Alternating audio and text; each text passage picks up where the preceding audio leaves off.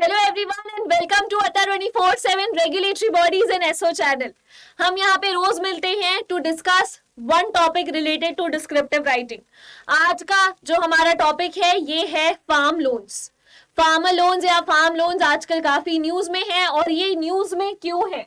Why is this topic in the news? It is in the news because Maharashtra farmer suicide shot up in 2022 despite loan waiver.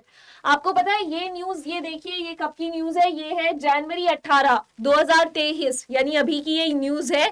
और अगर आपको मैं बता दूं, there is a number that is around 600 जो अभी तक के महाराष्ट्र में लोग फार्मर्स जो है वो सुसाइड कर चुके हैं। इसके अलावा जब भी ये सारी बातें होती है, हमारी सरकार हमें वादे करने लगती है कि हम आपको फार्म लोन वेवियर दे देंगे, यानी कि Maharashtra farm labours die by suicide over loan repayment, या फिर Congress promise farm loan waiver revival in MP comeback bid.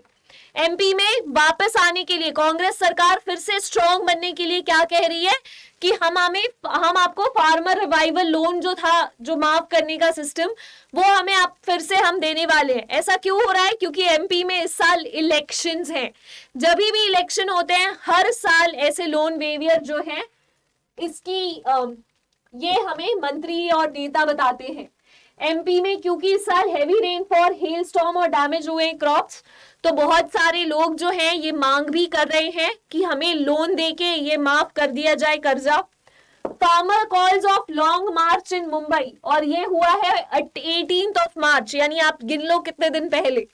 18 मार्च को लोगों ने रैली भी लगाई थी इस चीज के लिए, और ये वही बात है जो एक और बार यहाँ पे लिखी हुई है। तो basically farm loans has been in news for a while now, और इसीलिए बहुत इंपॉर्टेंट है ये डिस्कस करना कि क्या फार्म लोन्स सही है भी या नहीं। फार्म लोन्स जो बेसिकली किसी को दिए जाते हैं ये कभी कभी बैंक के लिए नॉन परफॉर्मिंग एसेट्स में कन्वर्ट हो जाते हैं, और जब भी ऐसा होता है तो क्या ये हमारे लिए सही है, हमारी इकोनॉमी के लिए सही है, क्या ये फार्मर्स के लिए सही है? इसी बारे में हम आज बात करने वाले हैं। So, in a farm loan waiver scheme, the center or the state government repays the loan to bank on behalf of farmers, simply by using public money collected in the form of taxes. मैं और आप जो tax दे रहे हैं, कल को अगर farm loans कोई गवर्नमेंट डिक्लेयर करती है कि हम किसानों का कर्जा माफ कर देंगे, वहां पे आपके और मेरे ही पैसे हैं जो लगते हैं। और ये फार्म लोन्स की जो स्कीम होती है ये अलग अलग तरीके से आती है। ये कभी इसलिए आती है क्योंकि पुअर मॉनसून था, या फिर कभी कभी कोई नेचुरल कैलेमिटी जैसे कि earthquake. Farmers can not repay their loans, इस लोन्स को फार्मर रीपे नहीं कर सकते। The political party uses this problem during election time and promises loan waiver in the manifesto. Political parties क्या करती हैं? कहती हैं कि ठीक है, अगर आप हमें वोट देंगे तो फिर हम आपका जो लोन है वो जरूर माफ कर देंगे। और क्या करते हैं आगे? ये हमारे पैसे दे देते हैं फार्मर्स को। ठीक है भाई, आगे देखते हैं। So whenever there is a lethal combination of drought, farmer suicide, political uncertainty, India, the topic of farm loan waiver becomes the battlefield between opposition, as 60% of Indian population mostly bank on farming income. आपको पता होगा कि अभी भी देश में 60% लोग क्या हैं? फार्मिंग करते हैं। फार्मर्स हैं किसी तरीके से, या तो वो लैंड ओन करते हैं, नहीं करते किसी और के यहाँ फार्मिंग करते हैं, बट ये 60% लोग क्या हैं? फार्मर्स हैं। और ये जो फार्मर्स हैं, जब इनके यहाँ सूखा पड़ जाए या जब पॉलिटिकल इंस्टेबिलिटी हो, खूब सारा सुसाइड हो, तो ये काफी बड़ा एक प्रॉब्लम है जो पॉलिटिशियंस अपने फायदे के लिए बहुत ही ट्रिकी तरीके से यूज करते हैं। A loan waiver benefits individual farmers, but on the other hand, it can gobble India's growing economy and banking sector. ये जो लोन वेवियर है ना, ये फार्मर्स के लिए तो बहुत अच्छी बात है, but on the other hand India के जो फार्मर्स हैं उनके लिए बेहतर है, बट क्या इंडिया के बैंक्स के लिए अच्छा है? So the answer is no. हमारी बैंक और हमारी इकोनॉमी इससे बहुत ज्यादा सफर करती है। कैसे? अभी देखेंगे। Essentially, the center or state takes the liability of waivers in usually selective manner. क्या होता है, फार्मिंग लोन क्या ऐसे ही दे दिया जाता है कि आपका सारा कर्जा माफ हो जाएगा? नहीं, उसमें ये कुछ ना कुछ ऐसे कंडीशंस लगा देते हैं कि अगर आपके पास 5 एकड़ से ऊपर जमीनें हैं तो हम आपको लोन देंगे, या फिर अगर मान लीजिए आपके पास फार्म लैंड के अलावा अगर आप ये क्रॉप उगाते हैं तो आपको वेवियर दे देंगे, या फिर पिछले आपका अगर जो लोन सिस्टम है, अगर आपका 10 लाख से ऊपर का डेट है तो हम आपको देंगे। तो ऐसे अलग अलग तरीके से इसको सिलेक्टिव तरीके से किया जाता है। तो ये बेसिकली कस्टमाइज्ड होता है कि जो सरकार को लगता है कि इससे सबसे अच्छे से हमें फायदा होता है, हो जाएगा, बहुत सारे लोग इसके अंडर आ जाएंगे, वो सरकार उस तरीके से आगे बढ़ती है। Loan waiver originally intended for one time settlement. Loan waiver originally क्या होता था कि ये वन टाइम सेटलमेंट होगा, मतलब एक बार ही आपको दिया जाएगा। बट धीरे धीरे क्या होने लग गया है, धीरे धीरे ये होने लग गया है कि इस लोन वेवियर को इस तरीके से यूज किया जा रहा है, हर गवर्नमेंट हर टाइम आके दे रही है। So it is a bad news. Though these demand seem more legitimate in the wake of loss of livelihood due to lockdown. पर अगर मान लीजिए ये लेजिटिमेट कब है, ये सही कब है? ये सही तब है जैसे जब लॉकडाउन लगा हुआ है। अगर लॉकडाउन है तो ऑफ कोर्स आपको जरूरत पड़ेगी लोन वेवियर की। But what is the history of loan waivers in India?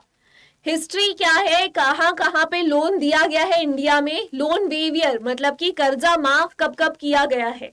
मैं हिस्टोरिकल बैकग्राउंड आपको इसलिए बता रही हूं because it is very important कि जब आप ऐसे लिखें वहां पे आप हिस्टोरिकल बैकग्राउंड से ही चालू करें अपना इंट्रोडक्शन। अगर आप पहले इस क्लास में आ चुके हैं तो आपको ये बात अभी तक पता होगी। तो जो पहला रिकॉर्डेड लोन वेवियर था वो दिया था मोहम्मद बिन तुगलक ने, और ये उन्होंने पीजेंट्स यानी फार्मर्स को ही दिया था मिडीवियल इंडिया में। पर ये समहाउ उन्हें औंधा पड़ गया, ये उनके लिए अच्छा नहीं रहा क्योंकि however it faced with rebellion and famine, the loans were written off by Firoz Shah Tughlaq. जो इनके सक्सेसर रूलर आए फिरोज शाह तुगलक, इन्होंने ये लोन जो है इसे क्या कर दिया था, राइट ऑफ कर दिया था, यानी कि बंद करवा दिया था। तो इन्होंने अच्छा काम करने की कोशिश की but he did not succeed।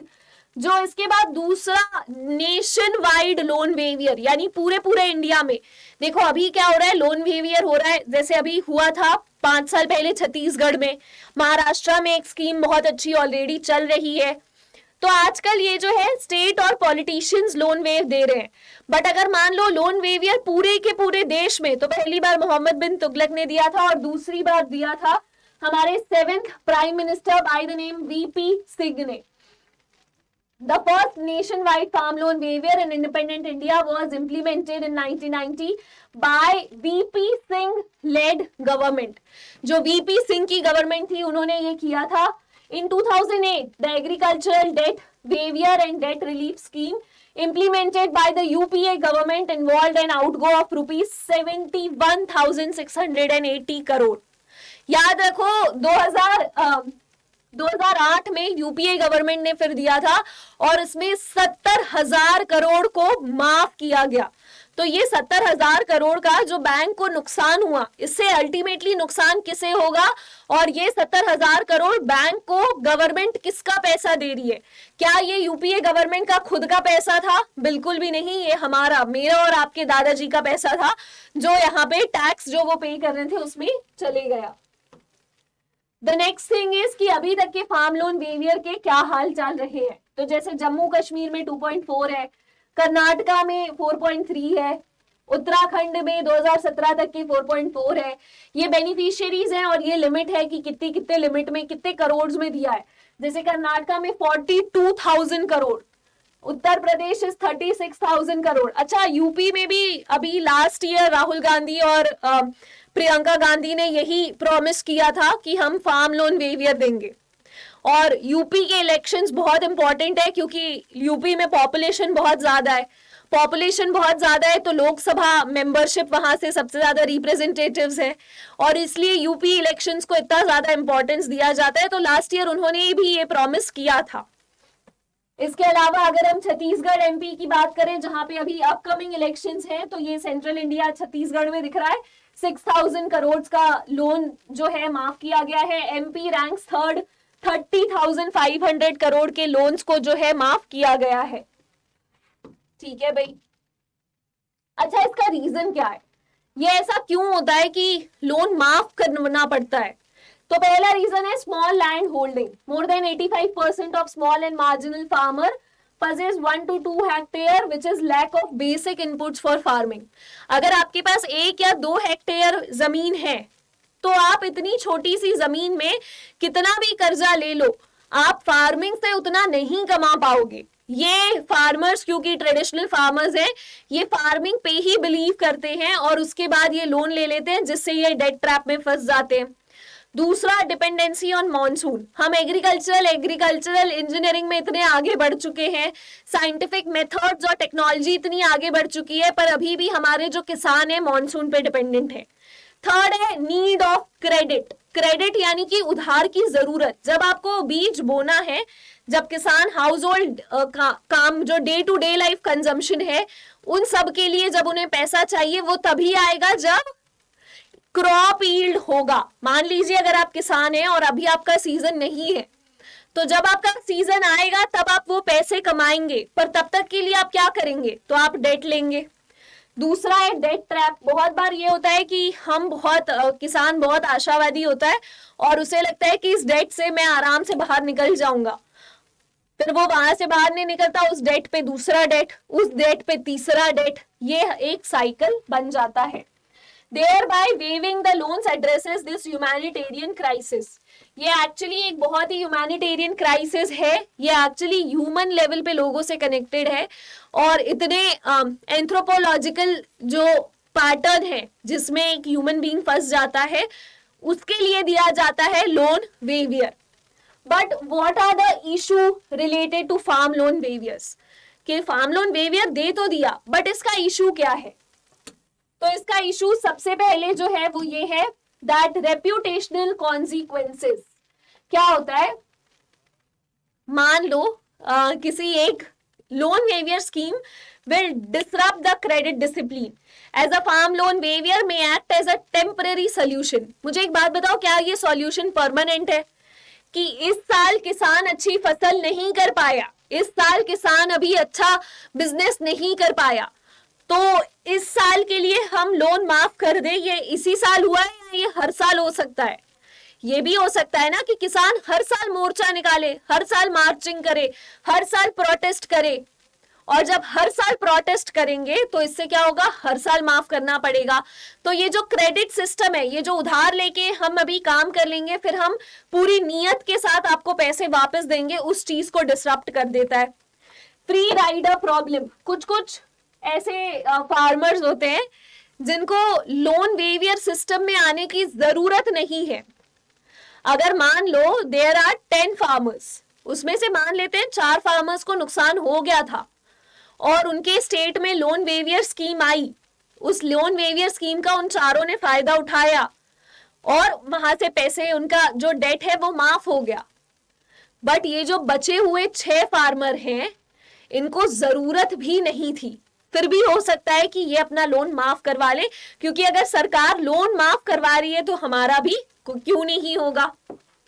Having said that, decline in formal access to credit after the implementation, एक बार ये क्योंकि फार्म लोन्स के कारण बहुत सारे बैंक जो हैं धोखा खा चुके हैं, तो वो फिर से फार्मर्स को लोन देने में थोड़ा सा हिचकिचाते हैं।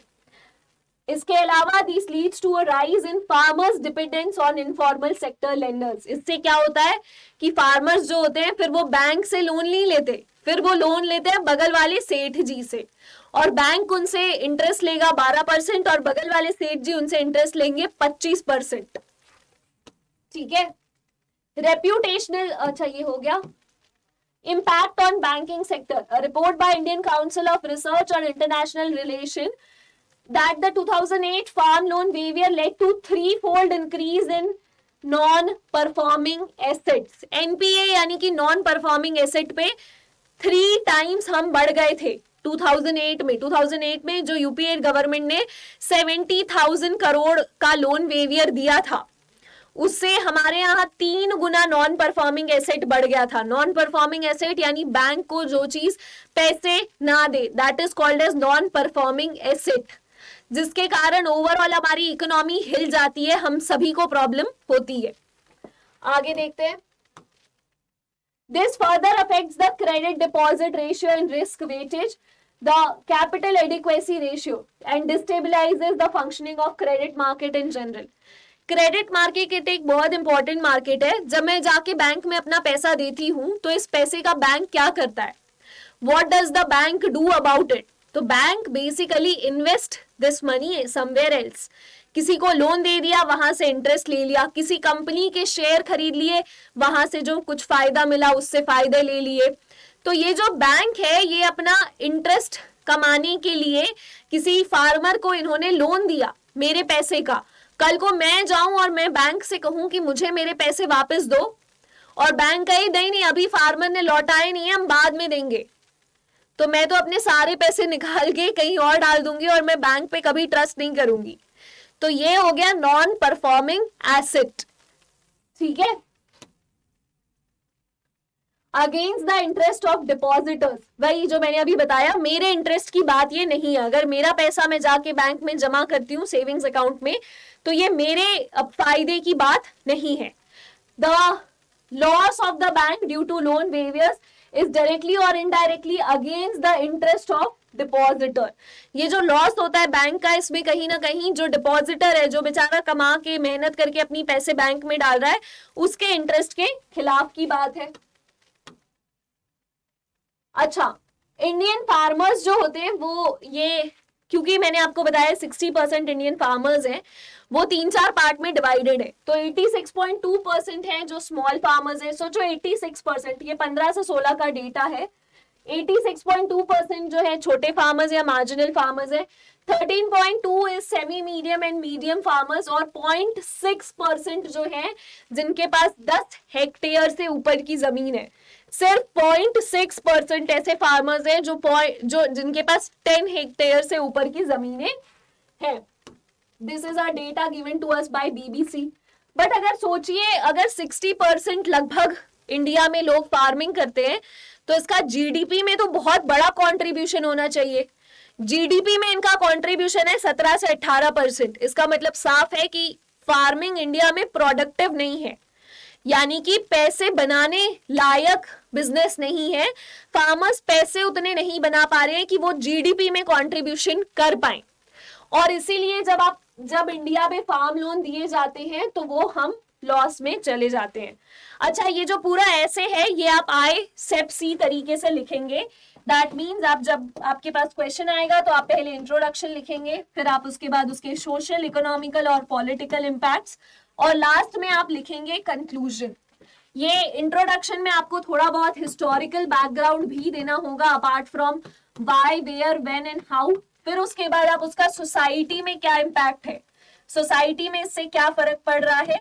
आगे जाके आप लिखेंगे इकोनॉमिकल, पूरे इकोनॉमी, जैसे मैंने अभी बताया जीडीपी में फायदा नहीं हो रहा है, तो इकोनॉमी आप ये इंडिविजुअल से लेके ग्लोबल और नेशनल सब कुछ कवर कर सकते हैं।